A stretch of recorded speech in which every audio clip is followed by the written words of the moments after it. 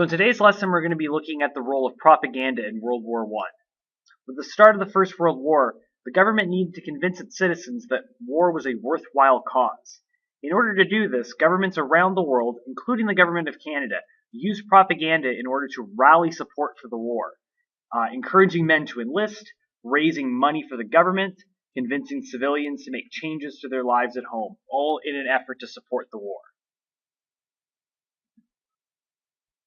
And so in this lesson, we're going to be trying to answer the following questions. First of all, what is propaganda? Secondly, why is propaganda used? And thirdly, what are the different types of propaganda posters that we see? So what is propaganda?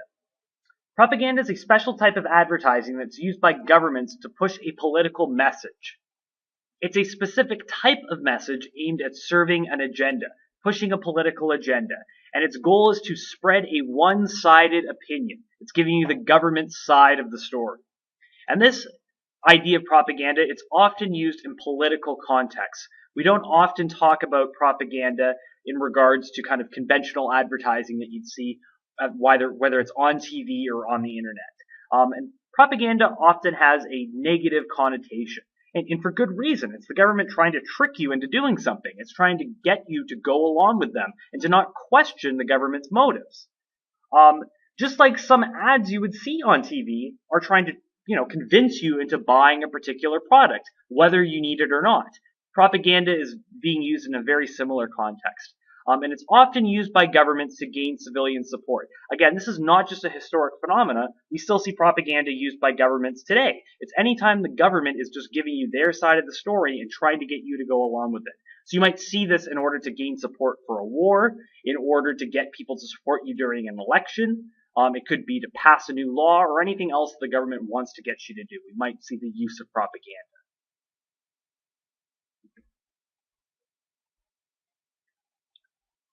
Now, why do we use propaganda? During World War I, we see examples of propaganda in pretty much all countries. And they use these posters to do a variety of things. They use it to justify their involvement in the war. They use these posters to recruit men into enlisting in the army. They use these posters to raise money and resources to sustain the military campaign. And they use these posters to urge conservation. Now you might be asking yourselves, why did they use posters to do this propaganda? There was a variety of reasons for this. If we look back, when World War I's breaking out in 1914, well, this would have been the most effective way of advertising to people. Television had not been invented yet, so we can't run TV ads. The internet definitely is not available to people. We don't have that, so you can't advertise to people in those types of ways. Even though there were radios, not everyone owned or had access to one. So even though we're starting to see radios make their way into people's homes and it's not, a super luxury item, it's really not until the 1920s that it becomes a really common household item. So even doing advertisements on the radio is not going to reach a really large audience. Only posters would have been kind of the most effective means at getting a message across to a mass audience, to get to the largest number of people possible. And so you would have seen these posters in a variety of forms. You might have seen them, at the train station posted up. You might have seen them in newspapers. You might have seen them posted throughout the city, in anywhere where people would see them. People would be walking by. So again, posters at this time would have been the most effective way of getting that message out. Today, probably not the most effective. If the government was trying to, undertake a massive propaganda campaign today, they would likely use things like the internet in order to do that. Putting out messages, putting out short videos on the internet that people can share on social media. That would probably be the most effective way to do that today. But at this time, obviously, those options are not available to governments. So the means by which governments can use propaganda is really tied into technology, and it changes over time.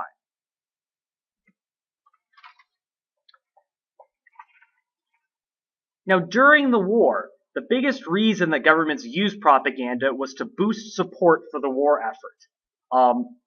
And often propaganda was associated with negative emotions. It was often connected with these negative emotions or playing on people's fears. So we can see the example here in the poster.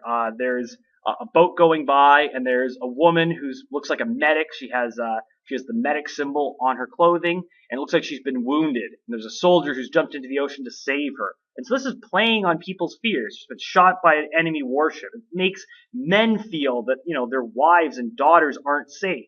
And it's encouraging them to join the war effort in order to protect them. And it's sort of sending this message that, women who were not at this time fighting on the front lines, they were not involved in the war effort in terms of the fighting itself. They might have been contributing to the war effort as nurses. This is getting that message across that they are not safe either. So it's making people feel scared, and that the only way to avoid this happening to you is to support the war effort in whatever way you can.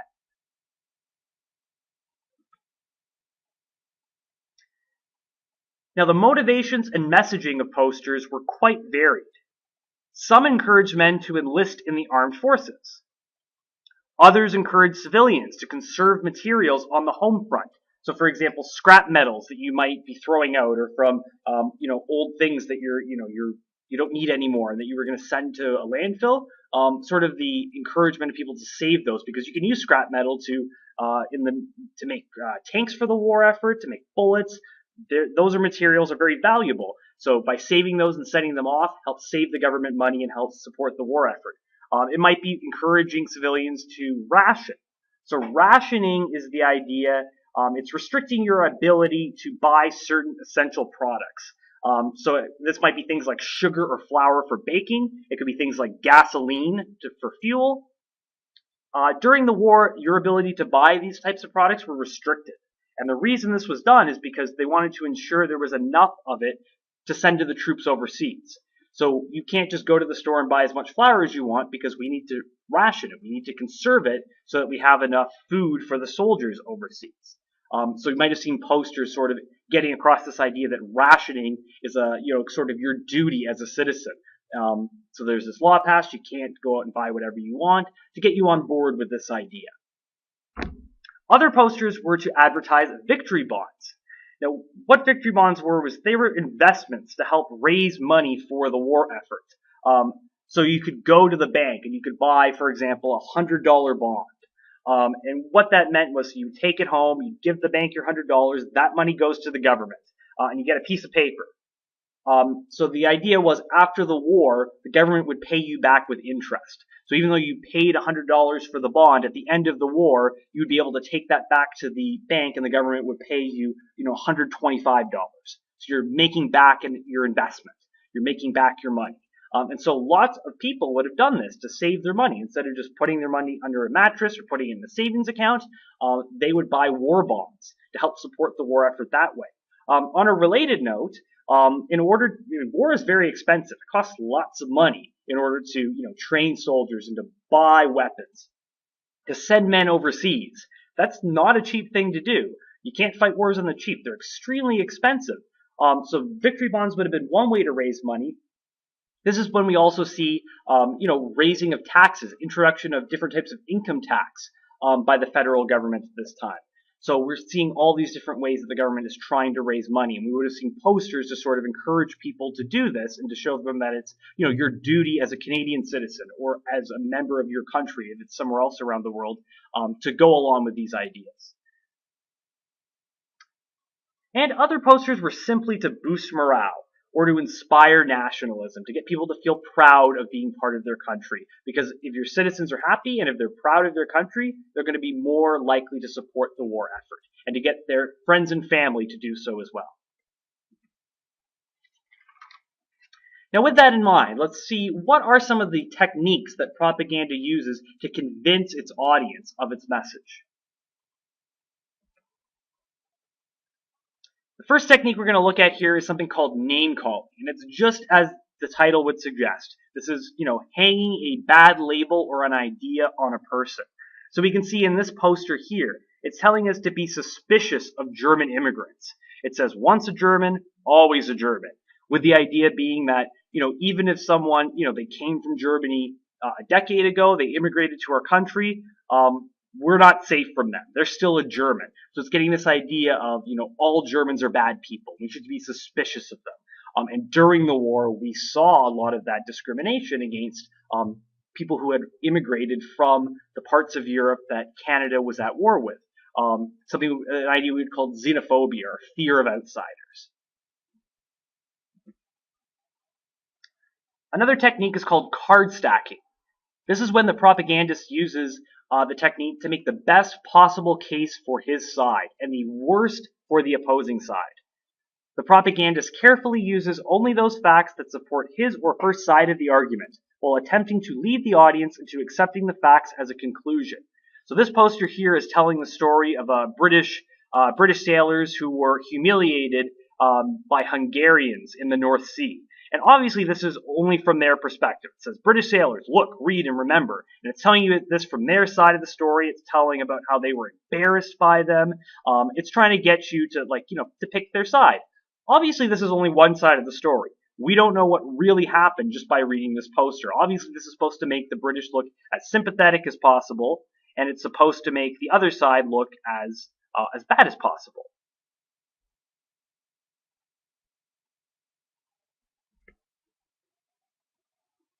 Another technique is called bandwagoning.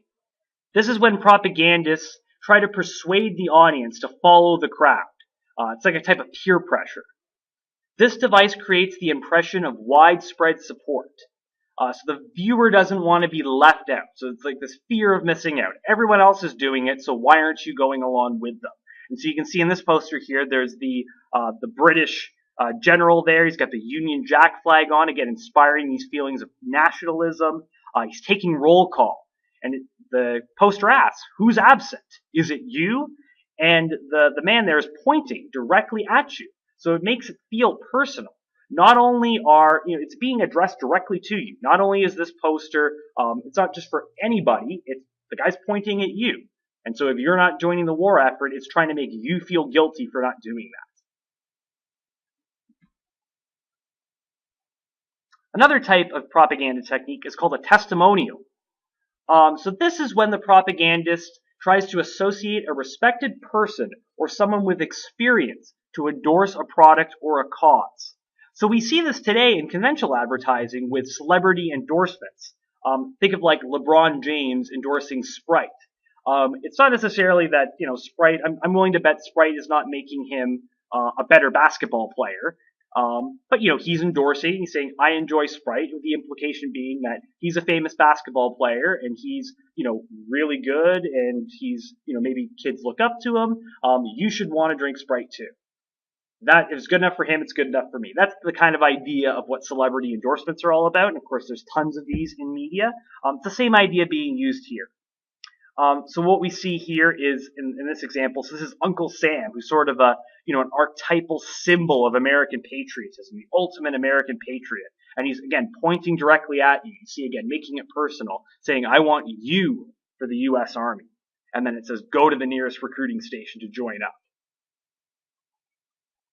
On the flip side, however, we have the plain folks technique.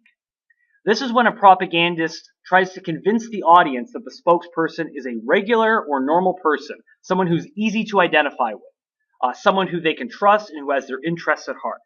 So in this poster, we see a fatherly figure sitting on his chair in his living room with his children playing. His daughter looks like she's reading some kind of history book.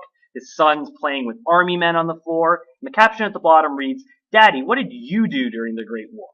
And the implication here is that, for young men who might be seeing this poster, this is going to be you one day. You're going to have children, and they're going to ask you, what did you do during the war? And if you decide not to enlist, you're not going to have any stories to tell them. You're not going to have anything to say. Your kids are going to think you're a coward for not joining the war. And so this is trying to, again, make people feel guilty. Make young men feel guilty and that they have to join the war so that one day, their children will think they're heroes and not cowards.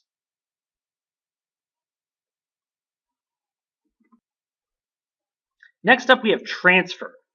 This is a technique which uses an important symbol to stir an emotional reaction. So we could have a waving flag or some symbol of freedom. So this is a U.S. example on the side here, where we have the American flag waving in the background and the Statue of Liberty in the foreground. Again, trying to get people to feel emotional and proud of their country, and using these symbols of freedom to stir that reaction in people. In a Canadian context, during World War I, again, we would have seen different symbols used. We would have seen a lot of Union Jacks used. So that's the symbol used on the British flag. Because remember, during this time, Canada was still a part of the British Empire, and Canadians would have seen themselves mostly as British. Most Canadians would have thought of themselves as being British before being Canadian. So we would have seen lots of British imagery used in these posters. Today in Canada, we would see, like the maple leaf being used, or perhaps like the Parliament buildings in Ottawa, something like that, which would stir an emotional reaction in those looking at the poster to make them feel proud of their country and all the freedoms that those symbols represent.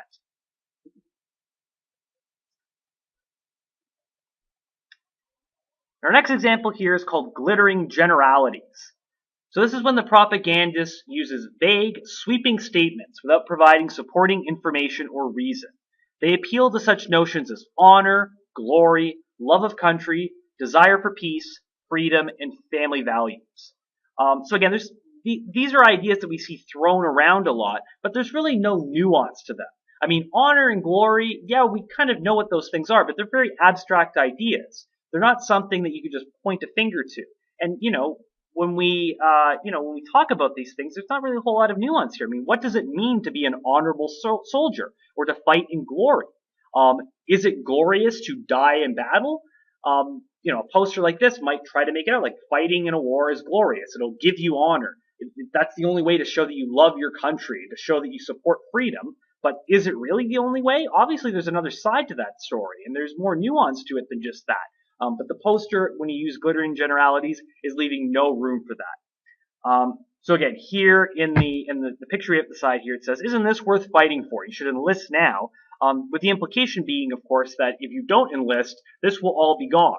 Well, is that necessarily true? Do you have to fight in the war to protect this? It's not being left open for any kind of conversation.